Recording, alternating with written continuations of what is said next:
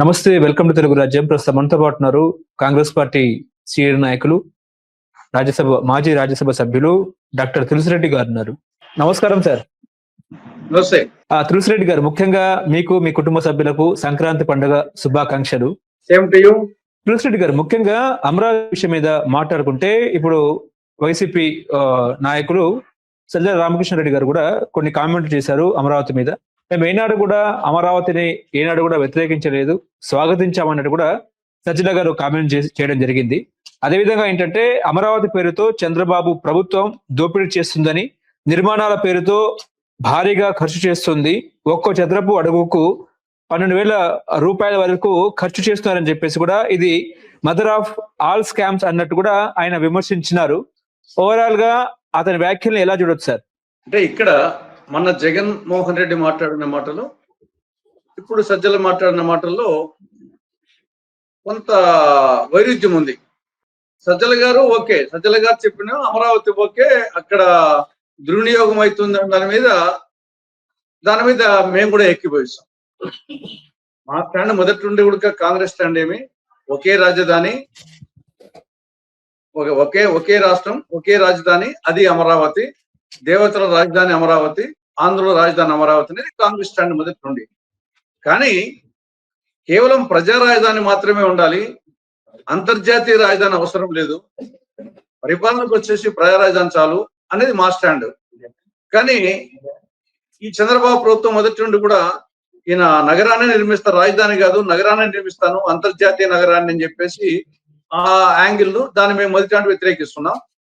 తర్వాత మేము మొదటి నుండి కూడా చెప్పేది ఏమంటే, విభజన చట్టంలో సెక్షన్ 94 సబ్ సెక్షన్ 3 కింద చాలా స్పష్టంగా ఉంది, రాజధానిలో అటు రాజభవన్, సెక్రటేరియట్, అసెంబ్లీ భవనం, శాసనమండలి భవనం, తర్వాత వచ్చేసి హైకోర్టు, మిగతా ఇన్ఫ్రాస్ట్రక్చర్, వీటన్నింటికి కేంద్ర ప్రభుత్వం గ్రాంట్ రూపంలో నిధులు ఇవ్వాలి.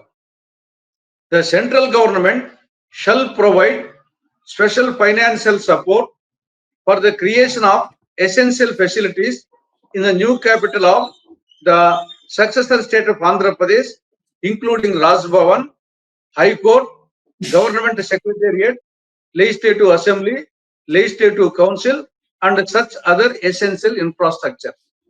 అంటే కేంద్ర ప్రభుత్వం గ్రాంట్ ఇవ్వాలా, ఆ గ్రాంట్ తో నిర్మించండి, అంతే తప్ప అప్పు తేవద్దు, అప్పు తెచ్చి రాష్ట్ర ప్రజల మీద అప్పు భారం మోపొద్దు అని చెప్పేసి మొదటి నుంచి చెప్తున్నా. కానీ దానికి పూర్తి విరుద్ధంగా ప్రస్తుతం చంద్రబాబు ప్రభుత్వం పనిచేస్తాము.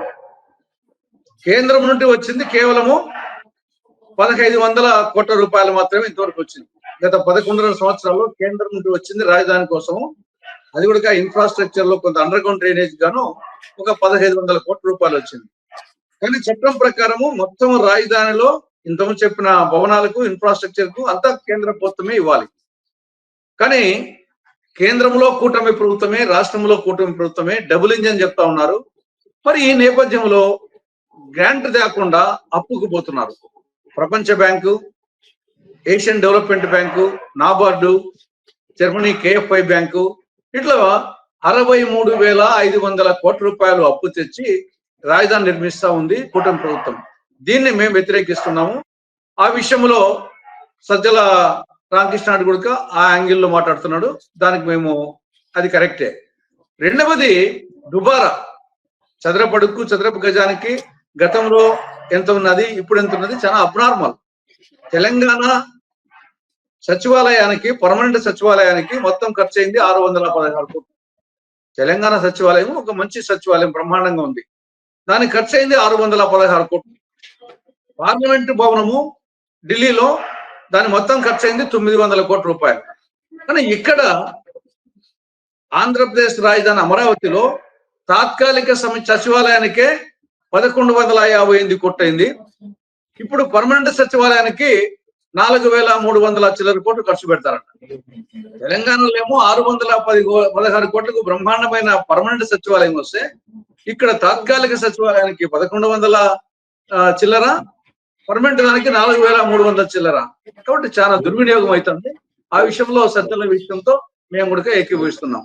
కానీ జగన్మోహన్ రెడ్డి మన అన్నాడు, అది రివర్ బేసిన్ లో కడుతున్నారు, సుప్రీంకోర్టు రివర్ బేసిన్ లో భవనాలు నిర్మించకూడదని చెప్పింది. అలాంటప్పుడు వచ్చేసి రాజధాని నిర్మిస్తారు. కాబట్టి ఆ కోణంలో మేము వ్యతిరేకిస్తున్నామని చెప్పేసి మనం చెప్పడం జరిగింది జగన్మోహన్ రెడ్డి. దీన్ని మేము వ్యతిరేకిస్తున్నాం. ఎందుకంటే నదీ గర్భం వేరు, రివర్ బేసిన్ వేరు. ఇప్పుడు నాగరికత వెలిసిల్లంతా నదీ తీరాల్లోనే. మనకు ప్రపంచ ప్రఖ్యాతిగాంచిన నగరాలన్నీ కూడా నదీ తీరాల్లో ఉన్నాయి. ప్రపంచ ప్రఖ్యాతిగాంచినటువంటి న్యూయార్క్ నగరం హడ్సన్ నదీ తీరాన, రవి అస్తమించిన బ్రిటిష్ సామ్రాజ్యాన్ని పరిపాలించిన ఇంగ్లాండ్ రాజధాని లండన్ వచ్చేసి థేమ్స్ నది ఒడ్డున, భారతదేశపు రాజధాని ఢిల్లీ యమునా నది ఒడ్డున, కలకత్తా పశ్చిమ బెంగాల్ రాజధాని కలకత్తా వచ్చేసి హుగ్లీ నది ఒడ్డున, భాగ్యనగరం వచ్చేసి మూసీ నది ఒడ్డున, విజయవాడ కృష్ణానది ఒడ్డున, ఇవన్నీ నదీ తీరానే ఉన్నాయి. ఇవన్నీ ప్రఖ్యాతిగాంచిన నగరాలన్నీ. కాబట్టి ఆ నేపథ్యంలో అమరావతి నదీ గర్భం వేరు, నదీ తీరం వేరు, నదీ పరివాహక ప్రదేశం. కాబట్టి నదీ తీరాన ఇది రివర్ బేసిన్ లో ఉంది, వ్యతిరేకిస్తామని చెప్పేది అది కరెక్ట్ కాదు. ఆ మాటకు వస్తే గత 10 సంవత్సరాలుగా తాత్కాలిక సచివాలయం అక్కడే ఉంది అమరావతిలో. మరి అనంటే పరిపాలించారు కదా. అంతకుముందు టీడీపీ చంద్రబాబు నాయుడు కానీ, జగన్మోహన్ రెడ్డి కానీ, ఇప్పుడు చంద్రబాబు నాయుడు కానీ మరి నిజంగా నదీ గర్భం నుండి పరిపాలిస్తున్నారా? జగన్మోహన్ ఉండే ఇల్లు తాడేపల్లి కూడా అది కరకట్ట 2 కిలోమీటర్ల దూరంలో ఉంది. కాబట్టి అది నదీ తీరాన్నే ఉంది. కాబట్టి జగన్మోహన్ రెడ్డి అది వచ్చేసి సుప్రీంకోర్టు జోక్యం చేసుకోవాలా అని చెప్పడం ద్వారా సెల్ఫ్ గోల్ కొట్టుకున్నట్టు. గతంలో 3 ముక్కలు ఆడి సెల్ఫ్ గోల్ కొట్టుకున్నాడు. ఇప్పుడు మళ్ళా ఏదో జరుగుతున్నాయి పనులు, కొంత తప్పు తెచ్చి ఇప్పుడు దానివల్ల వచ్చేసి నదీ గర్భంలో ఉంది, ఇది సుప్రీంకోర్టు అడుక్కోవాలా అని చెప్పడం ద్వారా మరొకసారి జగన్మోహన్ రెడ్డి సెల్ఫ్ గోల్ కొట్టుకుంటున్నాడు. ప్రజలు చెప్పింది ఆ యాంగిల్ అయితే కరెక్ట్, జగన్మోహన్ రెడ్డి చెప్పిన యాంగిల్ అయితే కరెక్ట్ కాదు. మొత్తం 29 గ్రామాలు కొన్ని వందల సంవత్సరాల నుండి అక్కడ ఉన్నాయి కదా. మరి ప్రజలు నివసిస్తున్నారు కదా, మునిగిపోయి ఏమైనా నదీ గర్భంలో ఉండి వాళ్ళు ఇళ్ళల్లో తేలాడుతున్నారా? కానీ అమరావతిపై జగన్మోహన్ రెడ్డి వైఖరి ఏంటంటే ఏం చెప్తారు అసలు మొత్తము?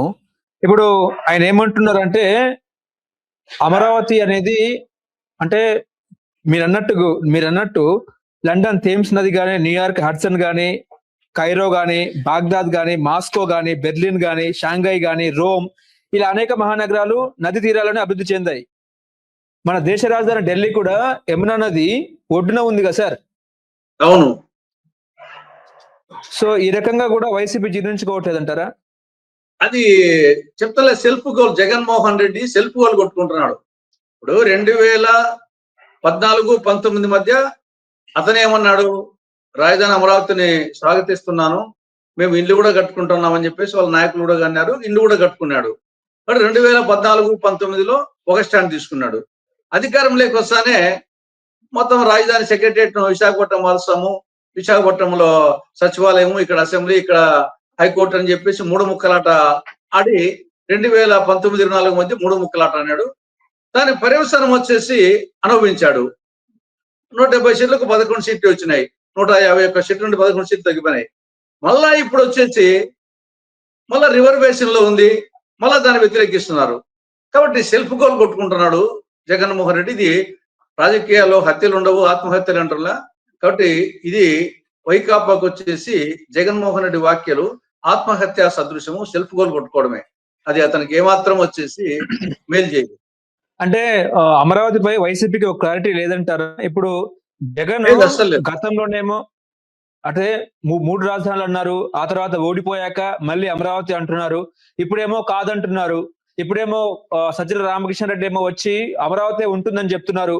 అంటే మొత్తము రాజధానిపై ఏడాదికో మాట గందరగోళంలో వైసీపీ. ఇక ప్రజలు ఎలా నమ్ముతారన్నది చర్చ. కరెక్ట్. ఎట్ నమ్ముతారు వచ్చేసి అందులో రాజధాని మిగతా ఏదో చిన్న విషయం అయితే ఆ ప్రాంతానికి అనుకోవచ్చు. రాజధాని రాష్ట్రానికి అందరికీ సంబంధించిన వ్యవహారం. కాబట్టి అటువంటి విషయంలో స్టాండర్డ్ లేకుండా ఎట్లా? కాబట్టి ప్రజలు వచ్చేసి ఇంత చపల చిత్తం ఉంటే ఎట్లా నాయకుడికి అనుకుంటారు కదా. కాబట్టి యాక్చువల్ గా సజ్జల రామకృష్ణారెడ్డి కొంత జగన్మోహన్ రెడ్డి చెప్పింది డ్యామేజ్ ని పూర్తి చేయడానికి కోసం ప్రయత్నం చేసినాడు. కానీ ఏది ఏమైనా నాయకుడు ఆ విధంగా మాట్లాడితే సుప్రీంకోర్టు ఏదో అన్యాపదేశంగా కాదు, మొత్తం మీద రివర్ బేసిన్ లో ఉంది, ఇది వచ్చేసి సుప్రీంకోర్టు జోక్యం చేసుకోవాలా అని ఓపెన్ గా చెప్పినాక సజ్జల రామకృష్ణారెడ్డి ఎంత ఒకవేళ దాన్ని పూసుకురావాలని చూసినా గానీ అతని శక్తి చాలదు కదా నాయకుడు ఆ విధంగా అన్నప్పుడు. కాబట్టి ఒక విధంగా జగన్మోహన్ రెడ్డి సెల్ఫ్ గోల్ కొట్టుకున్నాడు. అది ప్రజలు నమ్మరు అతన్ని. అంటే అసెంబ్లీ సాక్షిగా అమరావతి రాజధానిని దాదాపుగా 33,000 ఎకరాల రాజధానిని కూడా అందరూ ఓకే చేశారు. ఆ తర్వాతనేమో 2019 ఎన్నికల ఆ టైంలోనేమో అది కేవలం రియల్ ఎస్టేట్ కి మాఫియాగా మారింది అన్నట్టు కూడా ఇంకో ప్రచారం చేశారు. అవి ఇప్పుడు అక్కడ నేను కూడా చెప్తున్నా కదా, అంత ఖర్చు అవసరం లేదు, ఆడ అవినీతి జరిగేది వాస్తవమే. నువ్వు దాని గురించి ప్రశ్నించు, అంతేగాని నువ్వు అసలు మొత్తం అక్కడ రాజధాని వద్దు అంటే అది మొదటికే మోసం వస్తుంది కదా. అక్కడ అవినీతి ఎక్కడైనా సరే మీరు కానీ మేము కానీ వామపక్షాలు కానీ అవినీతి జరిగితే దుబారా జరిగితే ఖచ్చితంగా ప్రశ్నించాల్సిందే. మేము ప్రశ్నిస్తాము, మీరు ప్రశ్నించండి. అదేవిధంగా కేంద్రం నుండి గ్రాంట్ తెచ్చి కట్టండి, అప్పు కాదు అని చెప్పేసి మీరు మాట్లాడచ్చు, మేము మాట్లాడతాం, వామపక్షాలు ప్రజా సంఘాలు అందరూ మాట్లాడతారు. కాబట్టి తప్పును తప్పుగా చెప్పాలా, కానీ మొదటికే మోసం వచ్చేట్టుగా అక్కడ రాజధాని వద్దు అంటే అది నీకు ఆల్రెడీ వచ్చేసి గతంలో కావాలన్నావు, మళ్ళా వద్దన్నావు, మళ్ళా వచ్చేసి గతంలో సజ్జల రామకృష్ణారెడ్డి లేదన్నాడు, మళ్ళా ఇప్పుడు వచ్చేసి సజ్జల రామకృష్ణారెడ్డి ముందు కూడా చెప్పాడు లేదు ఇక్కడనే ఉంటుందని. మళ్ళా జగన్మోహన్ రెడ్డి ఆయన చెప్పిన తర్వాత జగన్మోహన్ రెడ్డి మళ్ళా లేదు ఇది సుప్రీంకోర్టు వచ్చేసి అడ్డుకోవాలని చెప్పేసి నిన్నగాక మనం చెప్పడం జరిగింది. కాబట్టి చెప్పల చిత్తంగా ఉంది, స్థిరత్వం లేదు రాజధాని విషయంలో. అది డెఫినెట్ గా వచ్చేసి జగన్మోహన్ రెడ్డికి నష్టం తప్ప మేలు జరగదు, ఈ కించిత్తు కూడా మేలు జరగదు. ఓకే, ఇప్పుడు రేపు మాపో కేంద్ర ప్రభుత్వం నుంచి చట్టబద్ధత అమరావతికి చట్టబద్ధత వచ్చే అవకాశం ఉందా? ఒకవేళ వస్తే రేపు భవిష్యత్తులో వైసీపీ అధికారులకు వస్తే దీన్ని మార్పులు చేర్పులు చేసే కార్యక్రమం ఉంటుందని మీరు అనుకుంటున్నారా? ఇప్పుడు నేను అనుకోవడం చట్టబద్ధత అనేది ఏ రాష్ట్ర రాజధానికి లేదు.